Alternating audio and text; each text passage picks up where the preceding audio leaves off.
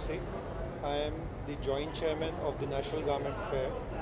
The 81st National Garment Fair, which has been held at Bombay in Mumbai in Bombay Exhibition Centre, and this show is particularly catering to men's and women's wear. We already had a 81st National Garment Fair Kids Wear show, which was held in June, and that covered around 530 brands in kids wear, which happened from 23rd of June to 25th of June. And this is our men's and women's wear show that is covering around 950 brands in all. So comparing all the categories, men's, women's and kids together, we are close to around 1400 brands participating, which is by large the biggest event in India. The men's and women's show is covering us, so we are covering the total area that we are using is around 8 lakh square feet.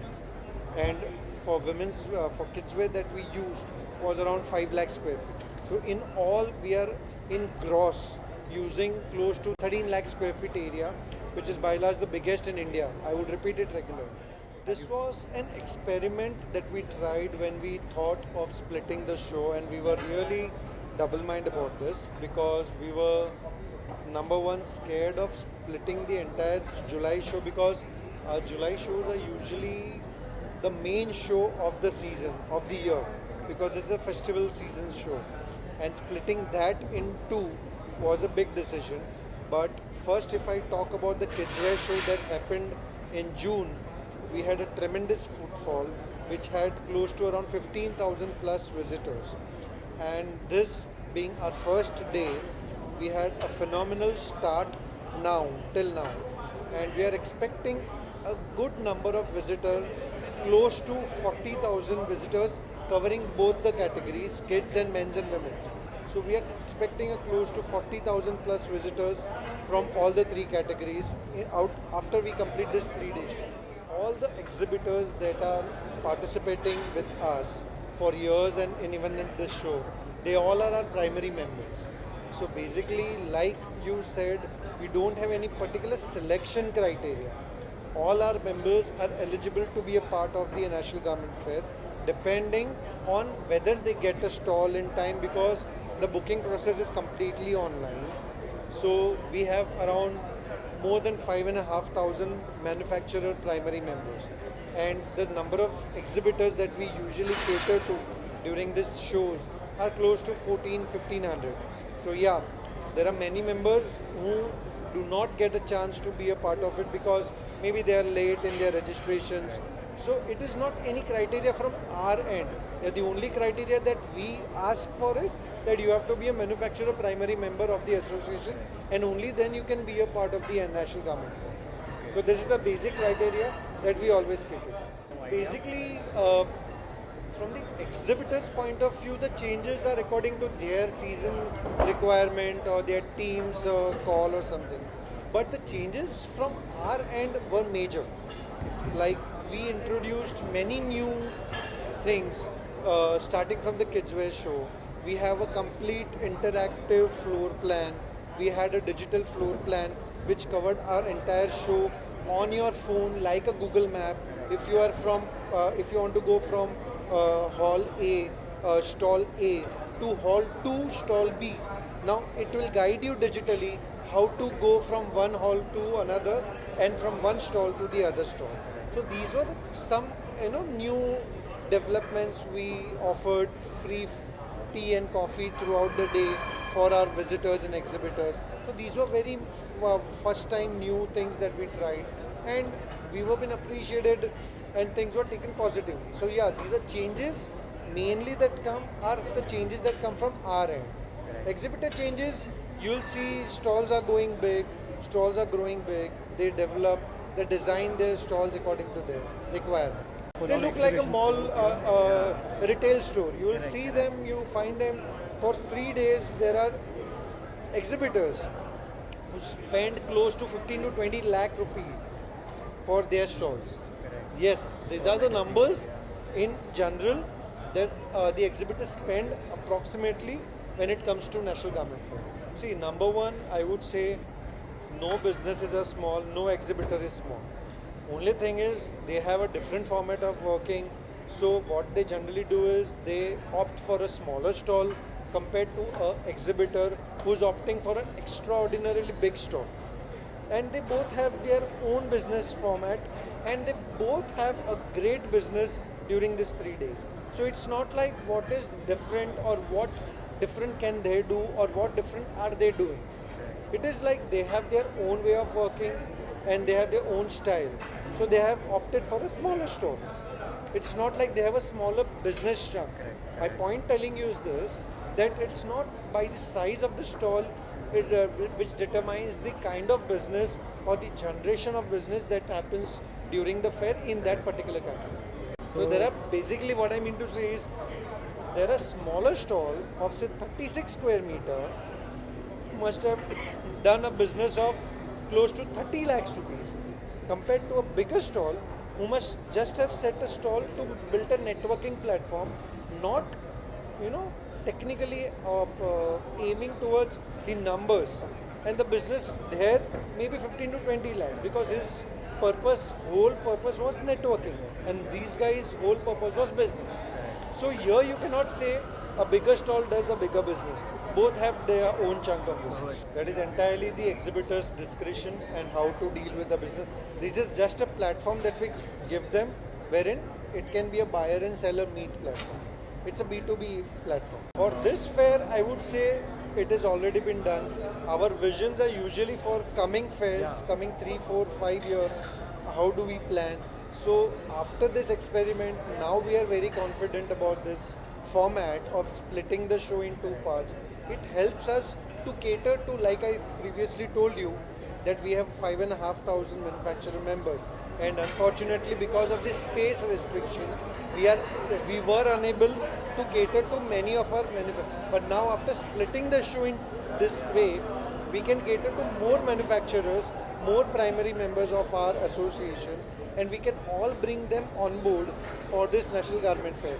So I'm not surprised if in coming years we see a National Garment Fair happening with 2,500, 3,000 exhibitors, like we did this time with around 1,400, 1,500 exhibitors.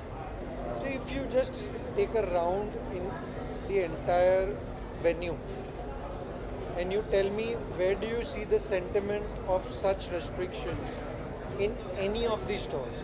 Basically, these are all the news that we read in the newspapers. There is nothing called as restriction. There are nothing called as disruptions in the businesses. There are changes in the formats. And we as manufacturers, I myself am a manufacturer, we have adapted ourselves to all the changes, all the disruptions, all the hiccups, all the speed breakers over the years.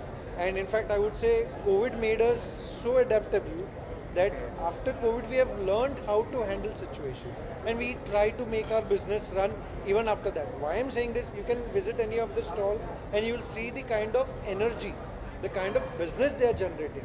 So where are the disruptions? Where are the regulation restrictions? There is nothing such. It's all in our mind.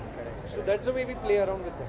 No, I would just like to say that you're all welcome. As an association, I will welcome all the primary members of the industry to please come on board CMAI, be a part of CMAI family, and yes, in future, I will like to have more of you as a manufacturer to be a part of the NGO. Thank you. Hello guys, welcome to the world of creativity. I'm here to explore all types of garments, ethnic and everything. So it's a big fashion world where you can just deep dive in and get yourself some good products. Thank you. So hi, I'm Simran, and today I'm representing Essence at the CMAI Fest, and we are having a gala time.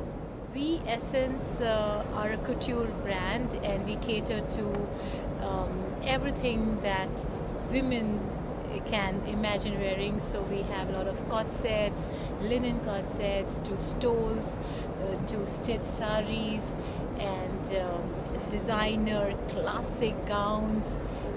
You name it, we have it. So yes, we have a factory wherein we start from scratch buying the fabrics to making them to designing them. There's a lot that goes in as Team Essence.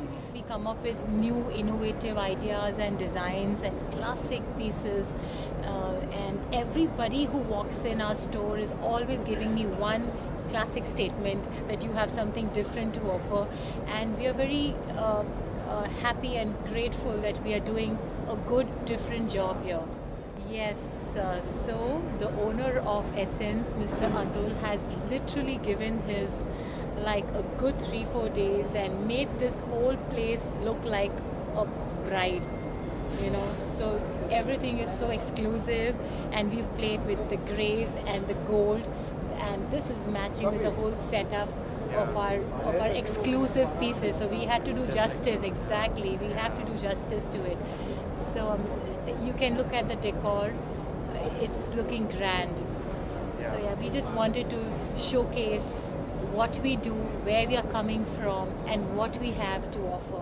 People are walking in from all over the different states, all over India. They're walking in. They've loved our collection, and they keep coming back in. So we definitely are earning more, clientele through this platform. See, today is the first day, but we are definitely very positive, and the start today is the first day. It looks very encouraging.